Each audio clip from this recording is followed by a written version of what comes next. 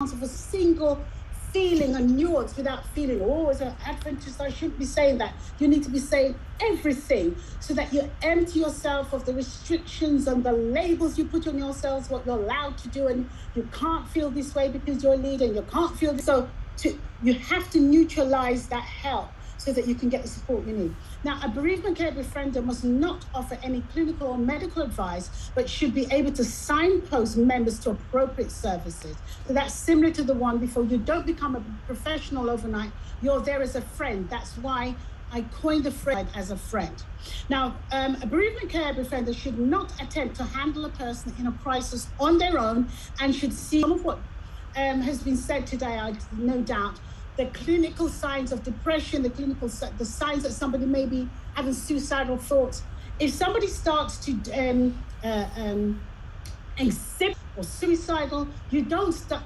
Yes, pray. Pray is the first port of call. You say, let me pray with you. You listen to them carefully. Then you say, however, because you appear to be depressed, and you've said yourself that you're depressed, you've told me that you have thoughts of self-harm. This is where I need to refer you. You need to be referred. You must seek advice. Don't just sit with the prayer. And it's not that I don't believe that prayer is not powerful. It is powerful. But I know people, in fact, who, one was when I was doing nursing, someone who needed support, didn't get it, and they committed suicide. And there are people in our church who died simply because people just sat there and prayed. It's not that, I'm not saying that prayer doesn't help, but with people who have suicidal thoughts, who are severely depressed, they need support if they need specific trauma. So I hope that statement is clear. Now, bereavement care befrienders must respect and maintain confidentiality of all individuals requiring support. Now, this is where I say that for some people, this term may seem strange to you, but some people gossip through prayer. What do I mean by that? I hear she died of such and such and such and such. They may not go out and ring people or say it or broadcast it, but they wait for the prayer team or the prayer group, or when they're in the church. Yes, sister so-and-so, she died of tuberculosis or whatever it might have been. Now, that person or that family may not have given you the permission to go and say what the person died of. Now, this happened pretty recently. There was a death, and it wasn't known. It's known, obviously won't give the name. So there was a sudden death in the church family. A sister lost her son suddenly. So the prayer group was called to pray for their sister to support her. And one person knew how the boy died, and the whole group didn't. So this sister felt privileged that she had the insight and was going to release it through. And we pray for sister, whatever her name's son, who took his life. Lord, you're not pleased with suicide, but I ask that you, and I tell you, there was such a groan in the thing, and somebody said they wanted to just jump up and stop her right there. Can you imagine that? Subsequently, it became known that is not the place to put people's business, the detail of the death out there. So whatever people may have died from, when you are communicating to your team, such and such have died, this brother died, unless the family has given you permission to state what the cause of death is, you don't do it, not even in prayer publicly. And so these are some of the things that as befrienders you have to be careful of. And that friendship means you're guarding the person's confidentiality, you're guarding their well-being, you're protecting, it's a protective role.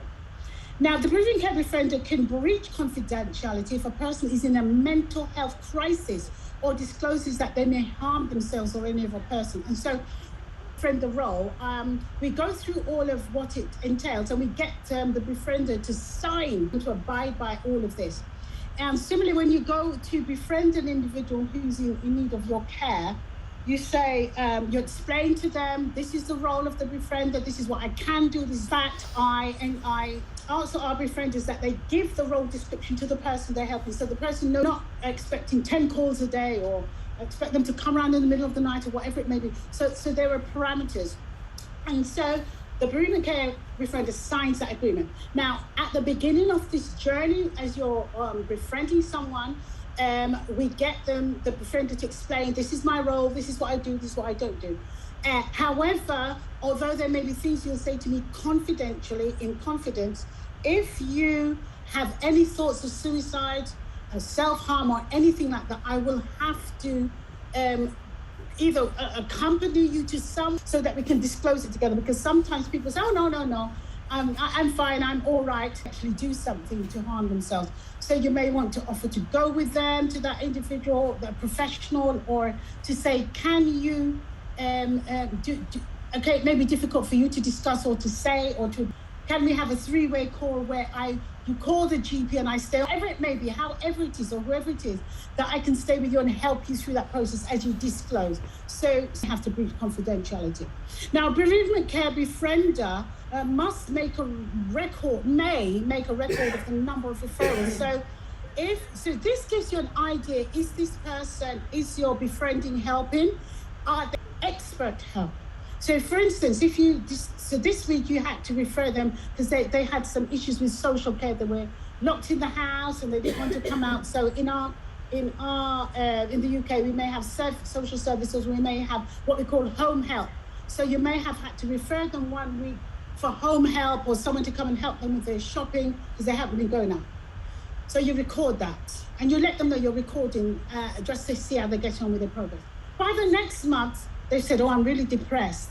And you may have to refer them for, just go and see their, said, oh, I think I just don't want to be here. So that's now suicidal, almost not quite suicidal, but, so because, we were helping one particular person and they came back and just said, oh, she said if she had a bottle of pills, she would just